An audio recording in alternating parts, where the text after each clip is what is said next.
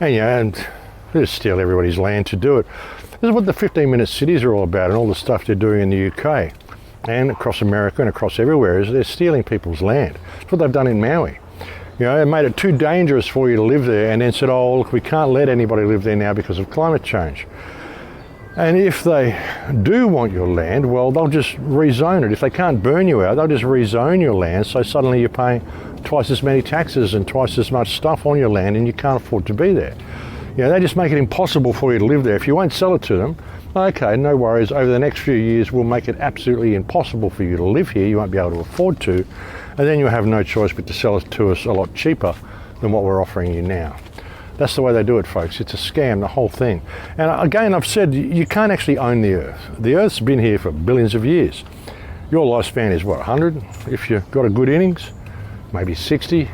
You do the math. You don't own shit, folks. The Earth owns you. And it's by your belief that you can actually own a part of the Earth. If you believe you can own it, but then you've got to pay taxes and rates and all this shit the government puts over you, and if you don't pay it, they take it from you, well, then you'll believe they own it as well. You believe you don't own it anymore and they own it. That's how you steal the world. You convince people that the Earth can actually be owned by people. This is what woke me up when I was 4 years old, when my mother told me we had to buy land, and I could not understand the concept of buying land. How can you own the Earth? How can you own a piece of the Earth? It doesn't make sense. Why can't we just live where we want to live?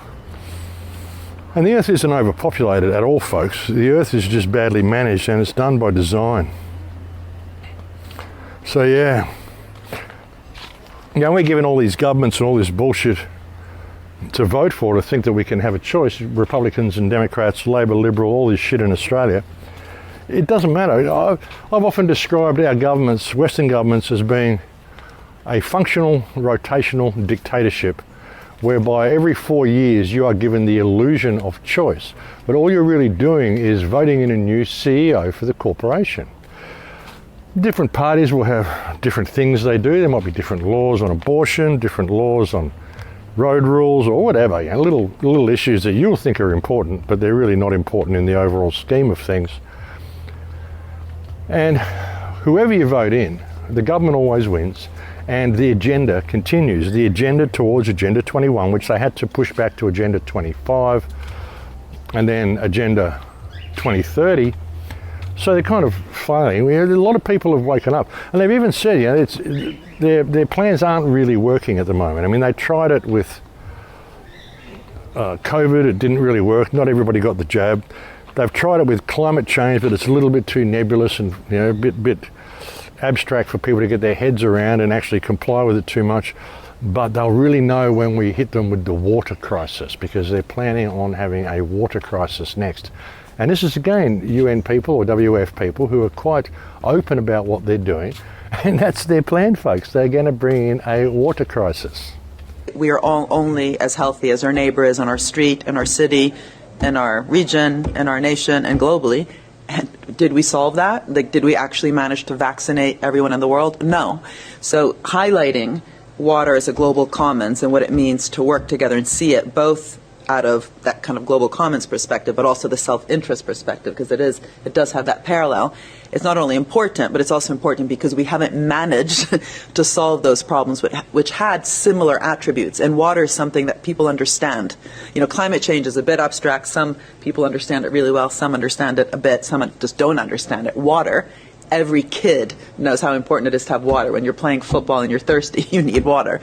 So there's also something about really getting citizen engagement around this and really, in some ways, experimenting with this notion of the common good. Can we actually deliver this time in ways that we have failed miserably other times? And hopefully we won't keep failing on the other things, but anyway. Interesting they would do that, especially with all of the water falling from the sky at the moment. And you've got to ask yourself, how does this much water get up in the sky? How are the clouds able to contain so much water that you would have the sorts of deluges that we saw, like in New York?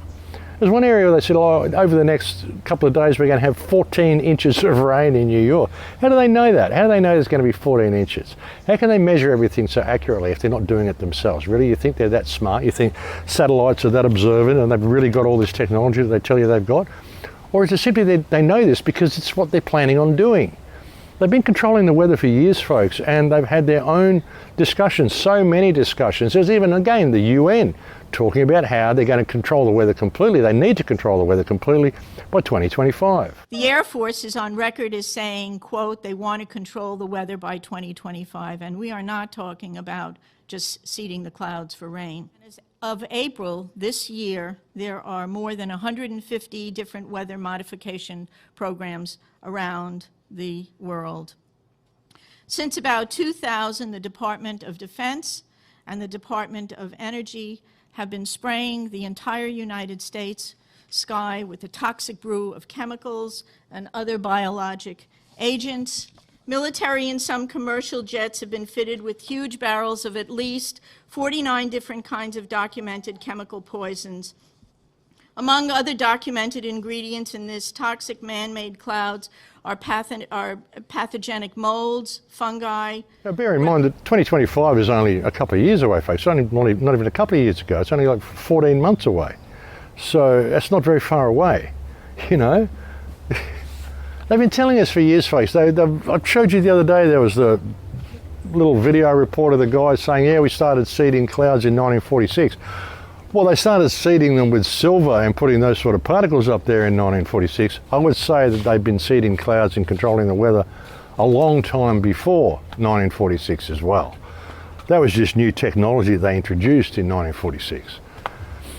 You can't believe a word they say, but of course they've got to put it there so you'll, see that it's all happening. They've got to create excuses for it, folks.